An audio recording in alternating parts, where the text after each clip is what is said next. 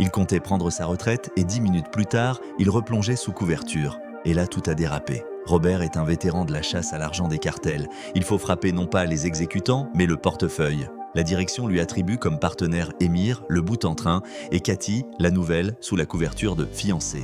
Une société fictive, des écoutes, des contrats sans marchandises, des appels à la maison où l'on ne croit plus à ces histoires. Une ouverture apparaît vers les vrais joueurs. Robert lance la filière panaméenne, petits transferts, achats d'actifs, blanchiment de millions. Les banquiers acquiescent et proposent de l'or et des diamants à la place du cash. Cathy prend le périmètre familial, elle se rapproche de la femme du boss, récupère des téléphones et observe les habitudes des gardes. Émir monte une scène de contrôle, joue sur la cupidité et manque de se brûler.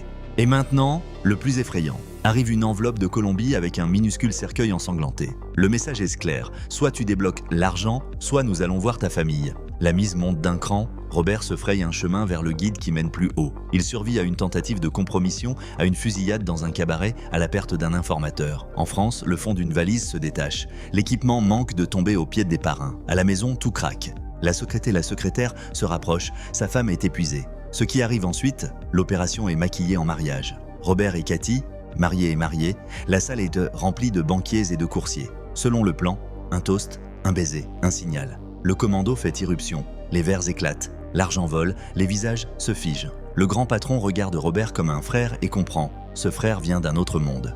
Les arrestations pleuvent par dizaines. Financiers, dealers, coursiers montent dans les fourgons. Cathy retire son collier de perles. 1 minute plus tôt, un cadeau, désormais une preuve. Émir blanchit à vue d'œil pendant le briefing. Robert rentre chez lui, enlace sa femme. Cette nuit est la dernière. Et pourtant, le dénouement n'apporte aucun soulagement. Les flux d'argent trouvent de nouveaux canaux, les comptes panaméens subsistent, les guerres continuent d'être alimentées. L'équipe récolte des médailles et des insomnies. Robert se dissout à nouveau dans l'ombre, feignant que tout cela n'était que pour sa famille. Parfois, la plus grande victoire résonne à la voix basse. Tu frappes la conduite et le pétrole coule toujours.